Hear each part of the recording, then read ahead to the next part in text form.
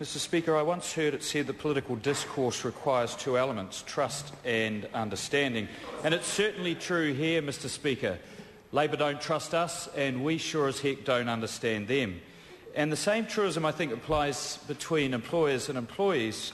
Good employment relations is built on high levels of trust and understanding, and poor relationships in the workplace consequently have low levels of trust and understanding, and that's been the case for generations. The previous government, when it passed the Employment Relations Act 2000 Breaks and Infant Feeding Amendment Bill, said that was the legislation that this bill seeks to amend, was motivated by the fact that there was no specific legal requirement for employees to have rest and meal breaks. Well, that had been the situation for a long, long time, but almost 93% of active collective agreements provided for rest and meal breaks. Now, it was acknowledged that there were some problems with the organisation of work in certain niches and small ways right across different sectors. But little was known whether the break provisions that were included in the individual employment agreements or in workplaces generally were actually working or widespread. So rather than actually find out what was going on in those workplaces, it passed that piece of legislation. And what I think was patently unworkable in many areas. The baby was thrown out with the bathwater. I want to give you an example of a situation that existed at the hospital that I managed for some time. Throughput at hospitals, particularly private hospitals, often meant that by the time the weekend came round there were quite low numbers of patients left in the ward, and on night shifts over the weekend we would have as few as 2 registered nurses on staff over the night. Now, because of safety requirements, it literally was not possible for one of those nurses to leave the ward. Now, they had plenty of opportunities to take a break, but under the strict definitions of the employment agreement that we had with them, that didn't constitute a break because they weren't able to leave the ward. What did we do? By agreement with them, we paid a meal allowance, we paid them for the time that they were there at time and a half, and it was a perfectly satisfactory arrangement.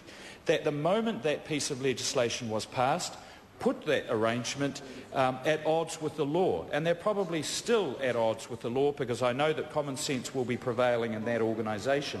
Now, we also had the issue of the sole charge air traffic control issue through airports that was raised in financial review with the Civil Aviation Authority, and even then the member Darian Fenton, in her questioning of the chairman, referred to the rest and meal breaks issue as extremely thorny. Now, the CAA at that time, this was this time last year, was quite confident that it was going to be able to resolve the issue. Well, frankly, they couldn't. And unfortunately, the type of flexibility that is needed for good employment relationships no longer exists, and that is what this bill seeks to do.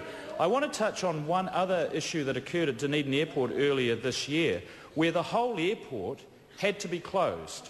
And it was closed because the sole air traffic controller called in sick. Now, as a consequence, there were 7 other... No, well, it does have to do with flexibility in employment agreements. There are 6 other available staff members, but not a single one of them was allowed under the agreement to go back in and see a couple of planes land because of the overly restrictive covenants that were put in place by the unions in their employment agreement. So what happens? Hundreds of passengers get diverted and Christchurch. The airport closes because of the lack of flexibility and the overly rigid arrangements that are put in place by employment agreement. I hope that can change, that Dunedin Airport never has to close again because of that. It's not O'Hare or Heathrow.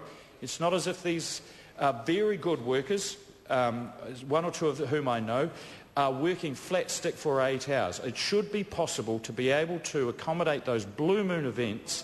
And at least in respect of rests and meal breaks, I think this is a very good start, and I commend it to the House.